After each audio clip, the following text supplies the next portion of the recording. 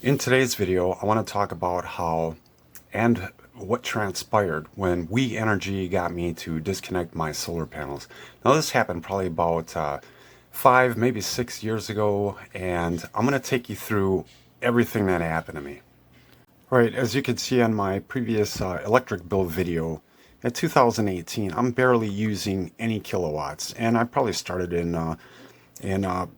2017 maybe. And the first thing I did is I switched all my incandescent lights to LED lights, and that saved a lot of electricity. I tried wind turbines. They were garbage compared to solar panels, so I stuck with the solar panels.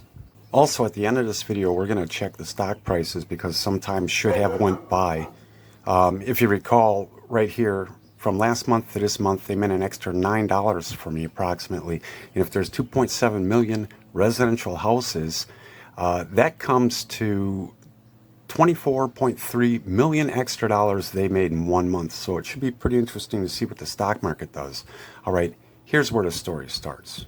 All right, in about May or June of 2020, the electric company shows up here, and a guy gets out, and he said that the electric company, the office, had sent him out here to figure out what was going on. There was something funny going on, and he goes, I think I know what the problem is, as he's looking at my solar panels. And he tells me he has to check the meter on my house. And I said, okay, just so you know, I do have a camera pointed at it.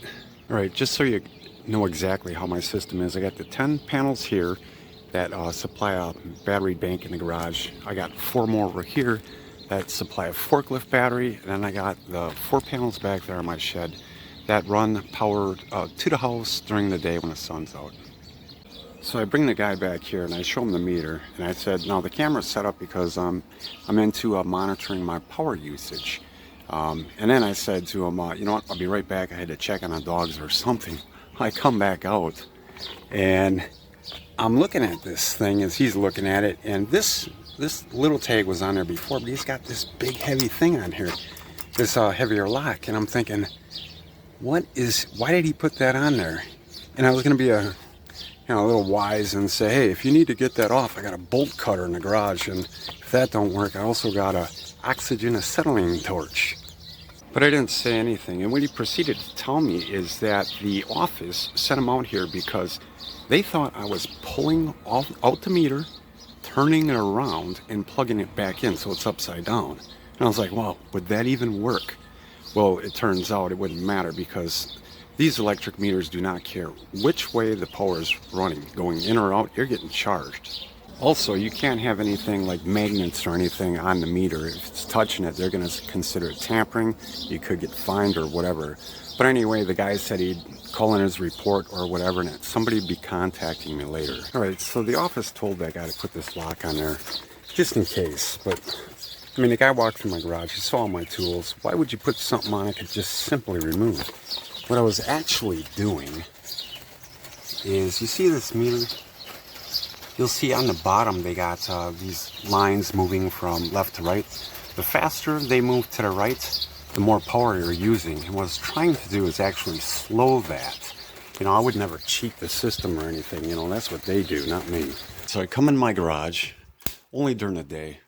I mean, some days are different. And you can see my meter here. And what I do is I take this this device up here. And this is called a DC variable resistor. And I would try and dial it in, tweak my output to slow the digital wheel. Now how this works is it draws from the battery bank, and by turning that dial, it's kind of like this drill. If you pull the trigger slightly, it turns slowly, faster of course, so it controls the wattage you're using, and I would send it to a grid tie. And that would help me figure out where I was at when I was trying to slow the wheel. So I'd log the numbers every day, and I was averaging maybe, say on a regular day, maybe 20 kilowatt hours. But sometimes if I'm using the welder, you know, I could be as high as 30. But when I try to control the wheel, the digital wheel, I mean, I'd get it down to 3 kilowatt hours for the day. My record was 2. Alright, so sometimes when the house was still, my panels would actually produce more power than I was using, and it would actually reverse the current and actually put it back out on the grid. That's where the office got a red flag on somebody's computer. As a rule, I always wanted to keep the dashes moving slightly to the right or steady. But one day I wanted to see what would happen if I actually reversed it. And I wanted to see if my final totals, if this number, when I looked at the meter, if it would actually go down or if it would still go up. Because if it went down, well then I'm actually being charged less and I'm saving money. So I turn on all my stuff, full blast. I'm out there watching the meter.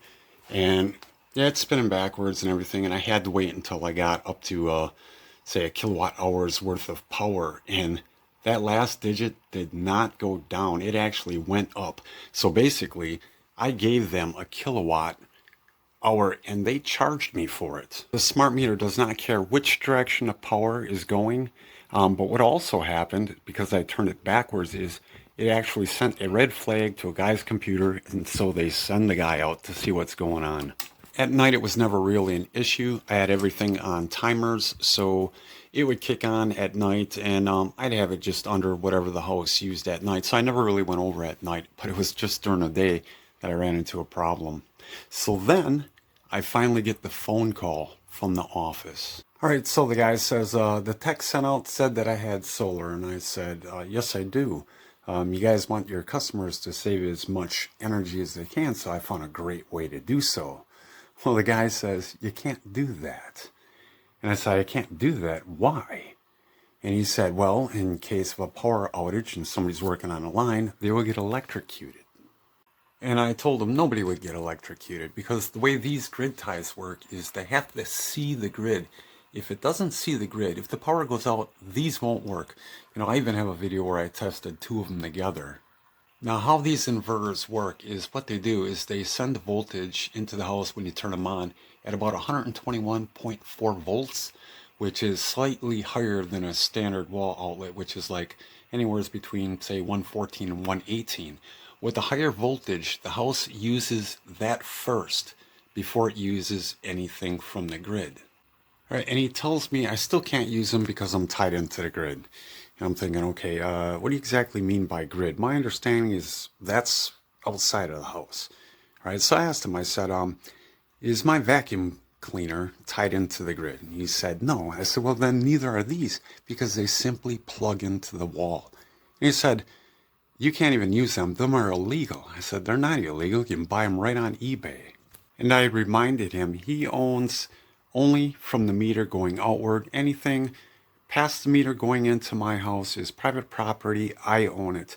So he can't tell me what I can plug into my own wall outlet. So we're going back and forth, and by his own terms and definitions, I had him dead to rights. What could he say? Then he says, listen, anything, any power that goes out has to be metered. And that's pretty much where he got me because he already knew my system could put power back out onto the grid. So I told him, fine, I'll disconnect. And he's like, no, we want to work. You stuck a lot of money into that system.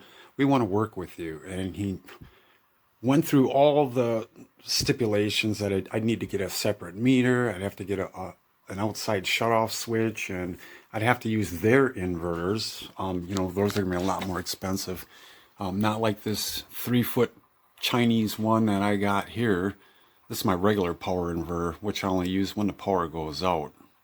But then after everything was said and done, I could actually sell power to the electric company. And he said how they would do it is treat me as a business. So even though they were charging me at the time 17 cents per kilowatt hour, including taxes and fees and everything, they would only give me, like, say, maybe 6 cents per kilowatt. I don't really remember, but it was a fraction of it. And as I'm adding up all the things I'd have to do and go through, and of course it'd have to be professionally installed, and it would have been well over $10,000. So I said, you know what? I can't even afford to work with you, so I will just disconnect it. And then I asked him, so what would happen if I forgot to disconnect it or I just didn't disconnect it? And he said, well, then he would send out a disconnect order and they would cut me off. Now they operate the natural gas too, so I figured, you know what? Yeah, I'll just disconnect it.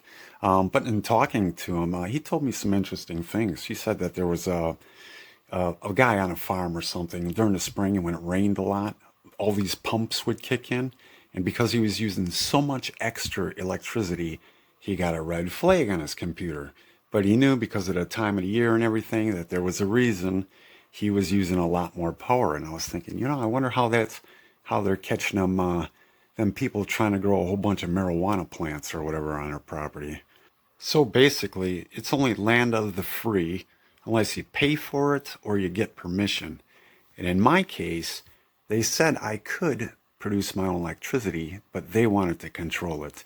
And normally, when I first started, I was spending $1,400 a year in electricity. And so basically, I could probably save half of that, maybe $700 if I really tried, because there's no way you're going to get dead zero anytime. And I'm thinking, okay, I'm 10 years out on recouping my money, and to jump through the hoops that this guy wanted me to do, I'd be another 10K in, and I'd never recoup my money, I'm pretty sure. And that's even if nothing ever broke down. I should have made a video about this a long time ago, but I didn't, because I was kind of stewing in my own misery. And so what I did is I just disconnected the system, but I let the solar panels go through the charge controllers up there, and they would take care of my bank. And I kind of forgot about them. About 2 years go by, and I'm walking past. Yeah, this light says the voltage here, 26.4. That's kind of good. Well, at night, I'd walk past and it'd say like 23.3 volts or something like that. And it's like, oh man. I checked my batteries, the Trojans, every one of them was about a quart low on distilled water. Basically, to sum it all up, half my bank is shot. So I was thinking, okay, what do I do now? With my luck, I could replace all my batteries. And with the weather modification programs, they'd probably send a hailstorm over here to wipe out all my solar panels. So I decided not to upgrade my bank. Maybe in the future, we'll see what happens. I don't know. I wouldn't recommend doing something like this if you plan on saving money or anything like that. The advantage is if the power does go out, you know, I just turn on my big inverter, run an extension cord. I can run a fridge. I'm making coffee, whatever. So I don't need a gas generator, even though I have one of those too. But as far as investing goes, it's just, they make it too hard for it to be worth it. All right, so we're looking at the stock market here for today on the 28th of May. And I guess their little $9 raise didn't kick in yet. And that was for someone using the same amount of power as they did last month. In my example, it was for using 750 kilowatts. That doesn't even include the electricity that businesses use. So I guess what I'll do is I'll wait about a month and I'll pin a comment to this video to see if they're going to actually let some of these investors get a piece of the pie, or if in fact the market is rigged. Well, it's pretty much rigged and we all know it.